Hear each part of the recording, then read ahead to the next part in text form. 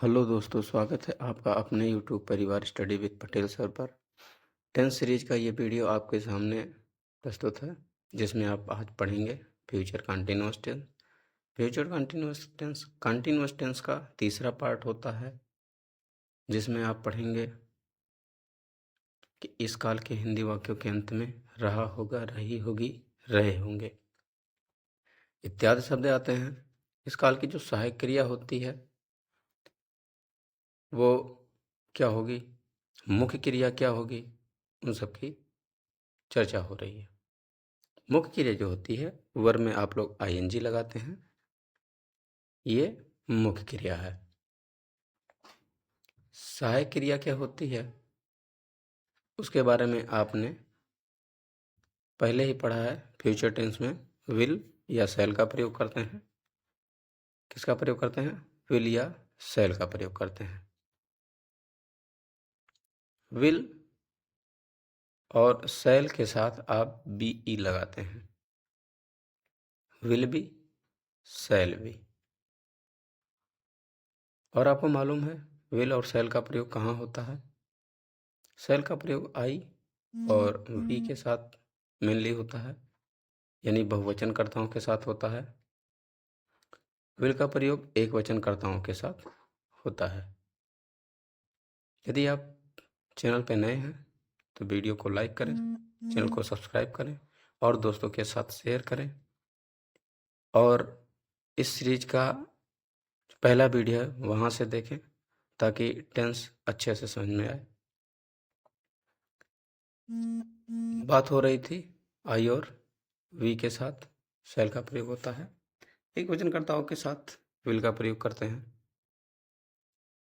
Affirmative sentence. Affirmative sentence जो होता है साधारण वाक्य होता है। इसमें आप सब्जेक्ट को ट्रांसलेशन करते समय सब्जेक्ट को सबसे पहले लिखते हैं, उसके बाद विल या shall plus B E plus verb का ING form plus object plus other word. Affirmative sentence जो होता है उसी को आप सिंपल सेंटेंस, स्वीकारात्मक वाक्य, साधारण वाक्य के नाम से जानते हैं। सेंटेंस स्ट्रक्चर इस टेंस का देख लेते हैं, यानी फार्मूला जिसको कहा जाता है वो होता है सब्जेक्ट जो ऑलरेडी डिस्कस हो चुका है प्लस विल या शैल। क्या लगाएंगे? विल या shall plus B E plus verb का ING form plus object plus other word.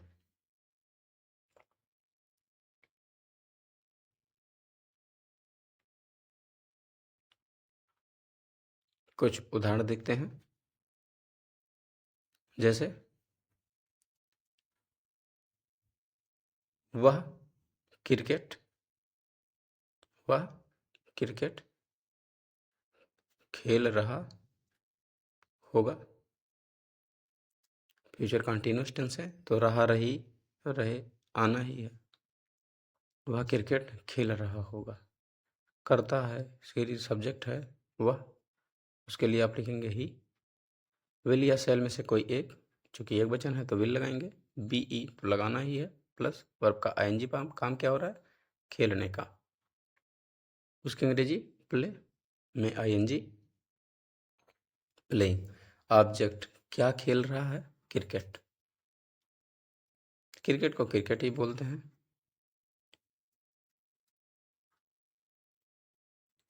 अच्छे से समझ में आया? He will be playing cricket. वह क्रिकेट खेल रहा होगा।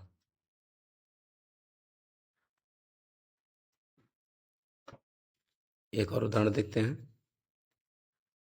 वह वहां रुकी रहेगी। बात लड़की की हो रही है। वह वहां रुकी रहेगी। सी विल बी, रुकना। रुकने का अंग्रेजी क्या होगा? स्टॉप। या स्टे भी होता है। She will be staying there, she will be staying there, वह वहाँ रुकी रहेगी। काम लगातार जारी है, इसलिए आईएनजी लगेगा। वह वहाँ रुकी रहेगी। She will be staying there. सी एक वचनकर्ता होने के नाते आपने विल लगाया। बी ई तो लगाना ही है। स्टे में आईएनजी लगाएंगे, उसके बाद ऑब्जेक्ट कुछ था नहीं, अदर वर्ड में देयर। चलिए बात करते हैं नेगेटिव वाक्यों की। नेगेटिव सेंटेंस जो होते हैं इन्हें नकारात्मक वाक्य से जानते हैं। नकारात्मक वाक्य जिनमें नकारात्मक शब्द प्रायः नहीं आता है। क्या आता है? नहीं आता है। उसके लिए आप क्या करेंगे? विल शैल के तुरंत बाद नॉट लगा देंगे, उसके बाद बी ई का प्रयोग करेंगे, वर्ब में आईएनजी लगाएंगे, फार्मूला वही रहेगा। चलिए सेंटेंस स्ट्रक्चर देखा जाए इस टेंस का, यानी फार्मूला देखा जाए।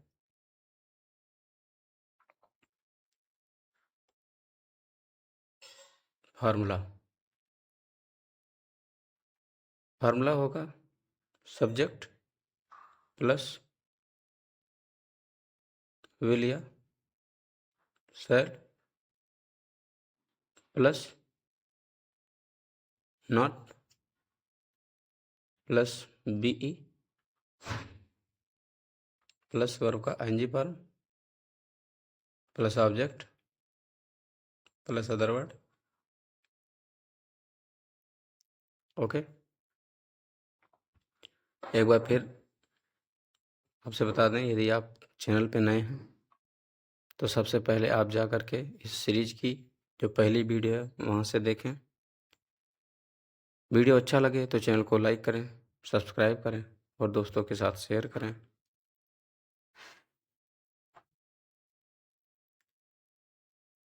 अब आप एक उदाहरण देखें। वह पुस्तक नहीं पढ़ रहा होगा। वह पुस्तक नहीं पढ़ रहा होगा, पुरुष है, ही लगेगा। ही विल नॉट बी प्लेइंग, नहीं रीडिंग, काम हो रहा है पढ़ने का। वह पुस्तक नहीं पढ़ रहा होगा, प्लेइंग नहीं होगा, पढ़ रहा होगा तो रीडिंग होगा। He will not be reading the book.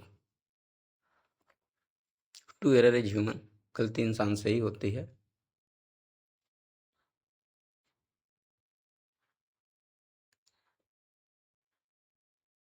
अगला वाक्य देखते हैं। हम सब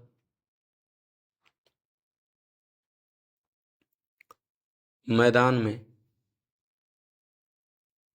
हम सब मैदान में नहीं खेल रहे होंगे। हम सब मैदान में नहीं खेल रहे होंगे। हम सब लिखा हो या सिर्फ हम लिखा हो, उसके लिए आप वी ही लगाएंगे। वी आल नहीं लगाना है, यदि आप लगा रहे हैं तो गलती हो जाएगी। वी शैल नॉट बी, काम क्या हो रहा है? प्ले, खेलने का, playing in the field. We shall not be playing in the field. Okay, we shall not be playing in the field.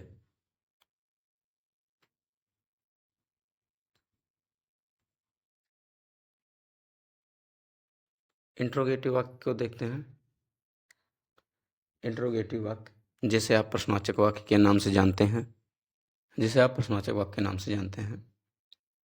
प्रश्नवाचक वाक्य क्या होता है? जिस वाक्य के माध्यम से आपसे कुछ पूछा जाए, प्रश्नवाचक वाक्य होता है। प्रश्नवाचक वाक्य की पहचान क्या होती है? उसके पीछे मार्क ऑफ इंट्रोगेशन प्रश्नवाचक चिन्ह लगा होता है। प्रश्नवाचक वाक्य प्रायः 2 प्रकार के होते हैं। पहला जो होता है वो होता है यस और नो टाइप, जिसमें पूछा जाता है क्या वह खेल रहा होगा? आपका जवाब होगा या तो हाँ या तो ना। आपका जवाब होगा या तो हाँ या तो नो। इसीलिए इसको यस और नो टाइप कहा जाता है। इसका ट्रांसलेशन करते समय हम लोग विल शैल सबसे पहले लिखते हैं और क्या की अंग्रेजी नहीं लिखी जाती। उसके बाद सब्जेक्ट के तुरंत बाद बी प्लस वर्ब का ING form plus subject plus other word, उसके बाद क्वेश्चन मार्क लिख दिया जाता है। दूसरा जो प्रकार होता है जिसमें सब्जेक्ट तो होता ही है, कभी कभी सब्जेक्ट नहीं भी होता है और पूछा जाता है आपसे कि ये प्रश्नवाचक जो शब्द आते हैं वाक्य के बीच में आएंगे, ऐसे पूछा जाएगा जैसे वहाँ कौन खेल रहा होगा। उसके लिए आप क्या करेंगे, एकदम पहले वाला ही फार्मूला अप्लाई करेंगे। बस क्वेश्चन वर्ड जो आप बीच में लगा होता है उसकी अंग्रेजी जो होगी सबसे पहले लिख लेंगे और इसका सेंटेंस स्ट्रक्चर कुछ इस प्रकार दिखेगा जिसे आपने देखा। क्वेश्चन वर्ड प्लस विल या shall plus subject plus be plus verb में ING plus subject plus other word, उसके बाद प्रश्नवाचक चिन्ह लगाना बहुत ही आवश्यक है। यदि आप नहीं लगाते हैं तो सारे मेहनत बेकार हो जाएंगे और आपका मार्क नहीं मिलेगा। तो आप जब भी ट्रांसलेशन बनाएं इन चीज़ों का विशेष ध्यान रखें। प्रश्नवाचक चिन्ह बहुत ज़रूरी है लगाना, यदि आप नहीं लगाते हैं तो गलत हो जाएगा। प्रश्नवाचक चिन्ह जरूर लगाएं। आपकी आदत बनी होती है अफर्मेटिव सेंटेंस में फुल स्टॉप लगाने की, नेगेटिव सेंटेंस में फुल स्टॉप लगाने की, और कभी कभी वही गलती हो जाती है आपके साथ इंट्रोगेटिव सेंटेंस में भी। तो ऐसा आप ना करें, इसकी आदत डालें। उदाहरण देखें, क्या है, क्या वे सब मैदान में खेल रहे होंगे। यहाँ पे आपको पहले बताया गया क्या की इंग्लिश आपको नहीं लिखनी है। ट्रांसलेशन हेल्पिंग वर्ब से शुरू होगा, विल या शैल पहले लगाना है। Will they B playing in the field, क्या वे मैदान में खेल रहे होंगे। प्रश्नवाचक चिन्ह बहुत ही जरूरी है लगाना, जरूर लगाएं। तुम कल क्या, दूसरा प्रकार है तुम कल क्या कर रहे होगे। पूछा जा रहा है आपसे तुम कल क्या कर रहे होगे, तो आप इसका ट्रांसलेशन कैसे बनाएंगे। क्या है सबसे पहले उसकी इंग्लिश लगाएंगे क्योंकि ये बीच में आ गया आपकी बार। विल या शैल लगाएंगे, यू है तो विल लगाएंगे, तुरंत बाद बी लगाएंगे, काम हो रहा है करने का, करने की इंग्लिश टू में आईएनजी लगाएंगे। कब, कल, अदर वर्ड टुमारो के बाद क्वेश्चन वर्ड, क्वेश्चन मार्क लगाना बहुत ज़रूरी है। यदि आप नहीं लगाते हैं तो गलती हो जाएगी।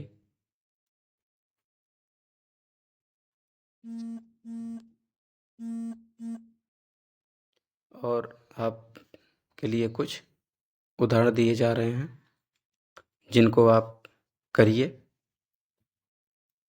ट्रांसलेशन बनाइए, उनका कमेंट सेक्शन में मेंशन कीजिए ताकि लगे आप अच्छे तरीके से सीख पाए। और सिर्फ 2-4 वाक्य बना के ट्रांसलेशन आप नहीं सीख सकते, क्योंकि कहा गया है अभ्यास ही आदमी को निपुण बनाता है। तो अभ्यास बहुत ज़रूरी है। आपके पास जो भी इंग्लिश की ग्रामर की बुक हो उससे आप ट्रांसलेशन बनाएं, अपने अध्यापक से उसकी जांच करवाएं ताकि आप अच्छे तरीके से ट्रांसलेशन सीख पाएं, या जो भी ग्रामर के टीचर आपको पढ़ाते हैं उनसे ज़रूर चेक करवाएं, या इंग्लिश जो टीचर आपको पढ़ाते हैं उनसे ज़रूर चेक करवाएं। सिर्फ 2-4 वाक्य बना के आप ट्रांसलेशन नहीं सीख सकते, और इसके लिए आपको अभ्यास की बहुत ज़रूरत है। और हाँ, यदि आपको वीडियो अच्छा लगा हो तो लाइक करें, चैनल को सब्सक्राइब करें, दोस्तों के साथ शेयर करें, व्हाट्सएप पे स्टेटस लगाएं ताकि ज़्यादा से ज़्यादा लोगों को पहुंचाया जा सके कि कहा गया है भगवान उन्हीं की मदद करता है जो दूसरों की मदद करते हैं। थोड़ा सा दूसरों का मदद करना सीखिए। स्टेटस लगाते हैं तो आपके दोस्त, आपके मित्र देखेंगे, वो भी सीखेंगे और उनके भी नंबर अच्छे आएंगे। खुद के नंबर अच्छे लाके क्या मतलब, जब अपना दोस्त फेल हो जाए। तो दूसरों का भी आप ख्याल रखें, लाइक करें, शेयर करें और जो लोग नए हैं वो ज़रूर से ज़रूर चैनल को सब्सक्राइब करें। और आपको ऐसे वीडियो हमारे चैनल पे मिलती रहेगी। अभी तो सिर्फ इंग्लिश है, इसके बाद अन्य कंपटीशन के भी वीडियो आपको मिलेंगे और अदर सब्जेक्ट के भी वीडियो आपको मिलेंगे। Thank you.